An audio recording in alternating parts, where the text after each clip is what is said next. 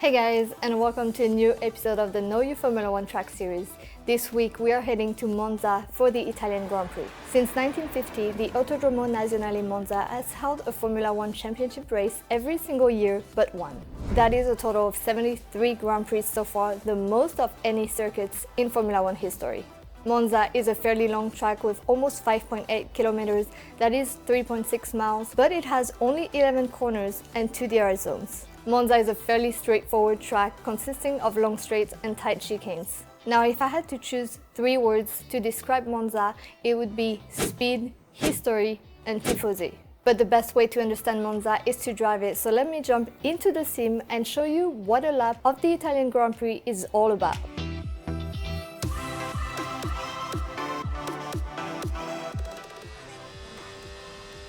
The lap begins on the long front straight with DRS wide open and cars approaching speeds upwards of 350 km per hour.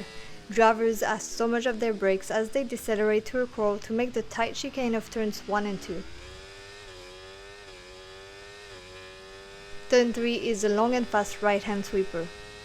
Drivers will keep to the right of the track to prepare for the second chicane, a tricky one that requires extreme precision to hit the curves in just the right places. The two leftmost turns 6 and 7 offer the next challenge. Both of them are taken extremely fast for being nearly 90-degree right-handers. Nailing the apex of each one is critical, as is using as much track as you dare on exit. The exit of leftmost 2 is more important as it leads on to another DRS assisted straight that throws driver into the infamous Ascari chicane. Drivers will brake before the 50-meter board and attack the first curb to set up a full throttle run over the next right and left. Only one turn remains from here. Parabolica is another iconic corner on this historic circuit, although it was renamed in 2021 to Curva Alboredo in honor of the late Italian driver that won 3 times for Ferrari in the 80s. The turn is unique due to its increasing radius, but eventually propels cars out onto the straight once again to begin another lap of Monza. The fastest race lap at Monza was done 20 years ago by Barrichello in his Ferrari. It was a 1:21.046. But it is Hamilton who has the fastest qualifying lap. It was a 1:18.887 in 2020. Now let's get back to those 3 words I mentioned earlier, and the first one is speed.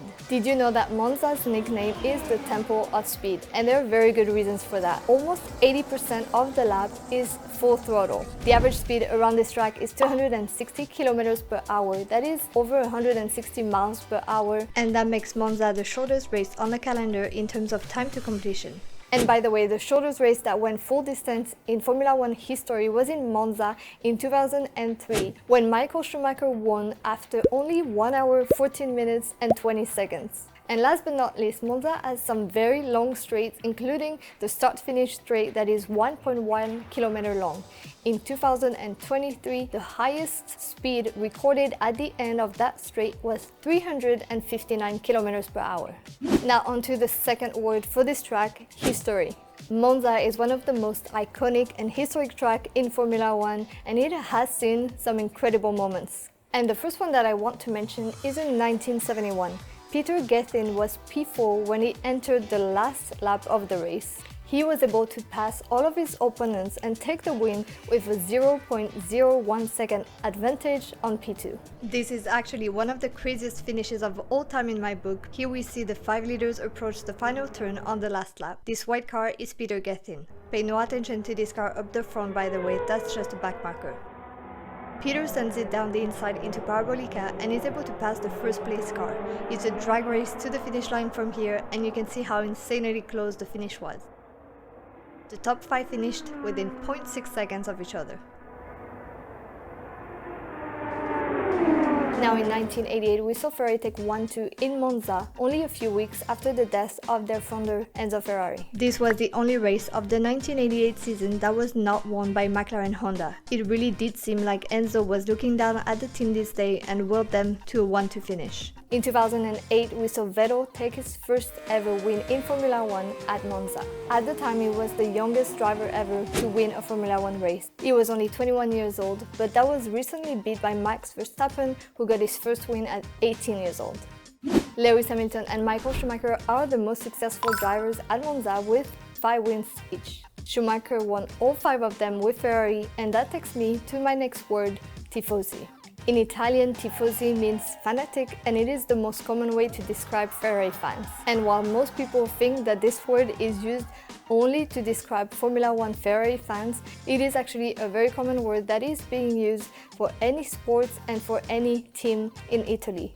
It is often used when talking about football or even cycling. The word actually originates from the ancient Greek Olympic Games when fans were celebrating winning athletes around bonfires. Ferrari is the most successful constructor at Monza with 19 wins. The most recent win for Ferrari at Monza was already 5 years ago with Charles Leclerc taking the win in 2019, and that was already 9 years after the last win that was done by Alonso in 2010.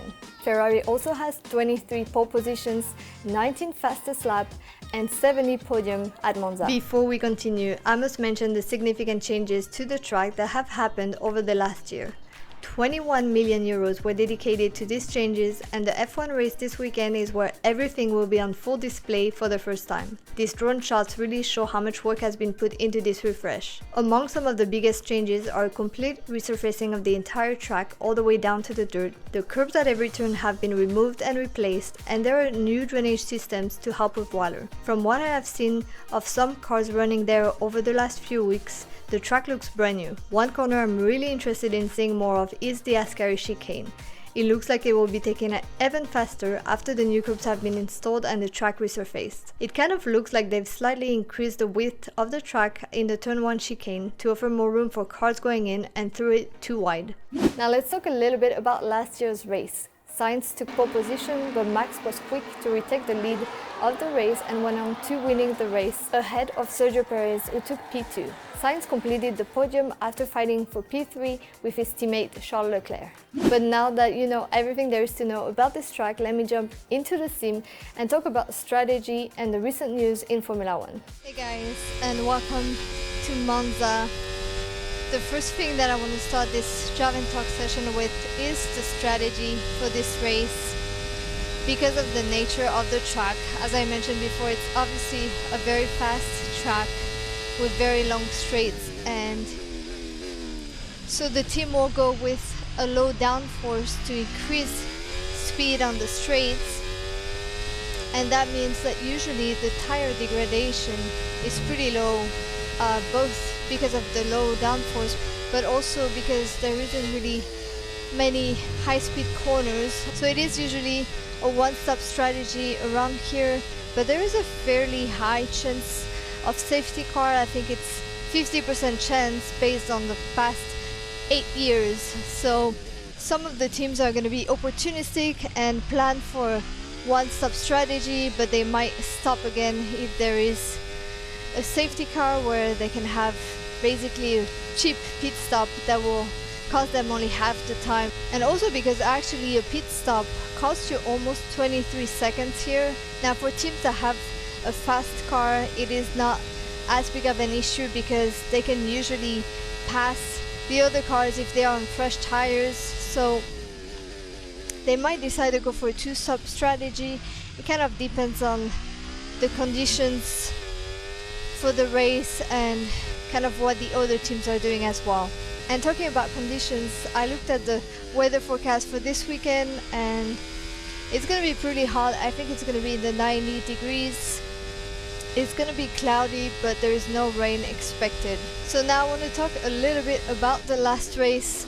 We saw Lando Norris take its second ever win in Formula One. It was well deserved and he did so with 20 seconds advantage over Max in second place. That was fairly insane, actually pretty incredible. I guess whatever upgrades they got over the summer break are working more than well, and really happy to see Lando at the top again.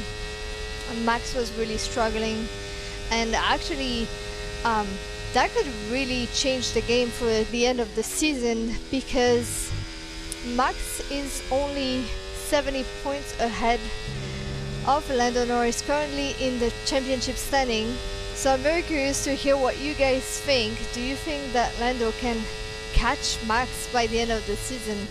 I think it's going to depend obviously on how well Max does in the next few races. It depends if they fix their issues or if other teams might actually, catch up as well. I think Ferrari wasn't too bad, but I think the Mercedes were not quite where we thought they would be. So we'll see what happens this weekend in Monza. But definitely let me know in the comments below what you expect for the end of the season. When it comes to the Constructors' Championship, it's actually a lot closer between McLaren and Red Bull. There is only 30 points difference, so I would definitely expect that McLaren is going to take the lead very quickly. If Checo cannot deliver and fight for the podium position, the McLarens with both Norris and Piastri always being at the top, they will really quickly catch up, I think, to Red Bull. Now, if I'm being honest, it was a fairly boring race last weekend, so I'm hoping that this week is a little bit more entertaining. However, one thing that happened is we saw Sargent crash in FP3. It was a big crash for a mistake. I think he touched the grass and that completely threw him off. But that was a very costly mistake for Williams again. I think the car was completely toast, and there are talks about replacing him starting this weekend. And it is pretty sad because actually other teams have offered to loan Williams their reserve drivers to replace Sargent for the end of the season. So we could very well see either Mick Schumacher or Liam Lawson replace Sargent starting this weekend. It hasn't been announced officially yet, but I wouldn't be surprised, honestly.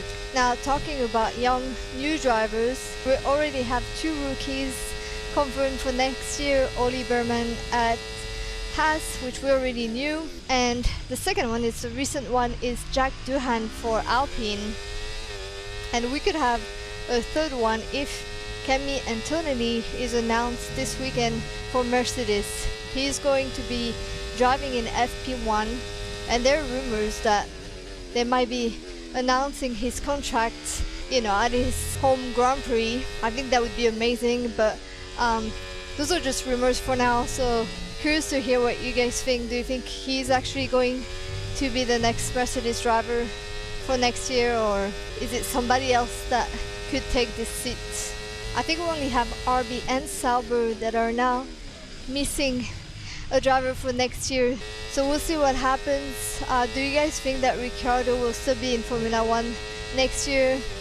He's definitely one of the drivers, and I don't think Bottas has a seat yet either.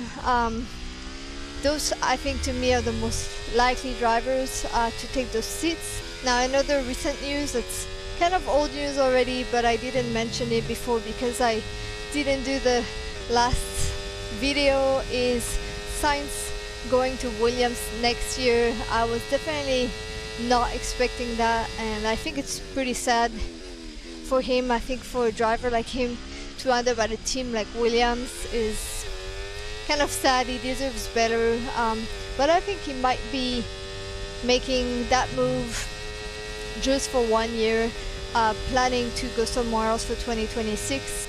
Obviously, we know Audi is going to join Formula 1 starting 2026, so it could very well be planning to join that team or another team at that point. So it might be the best move for him right now until 26. But I think that is it for Drive and Talk. So let's move on to prediction time. Alright, it is prediction time, and for this week I am going to say Norris for the win, Leclerc in second position, and Piastri in third. I know it's not very likely that Verstappen won't be in the top 3, but I'm going to take a leap of faith and hope that the McLaren and the Ferraris can really challenge him this weekend. As usual, don't forget to let me know your predictions in the comments below, and I will make sure to give a shout out to whoever get it right in the next video. If you enjoyed watching, please give this video a like and don't forget to subscribe to the channel. But that's going to be it for today, so I'll see you in the next video.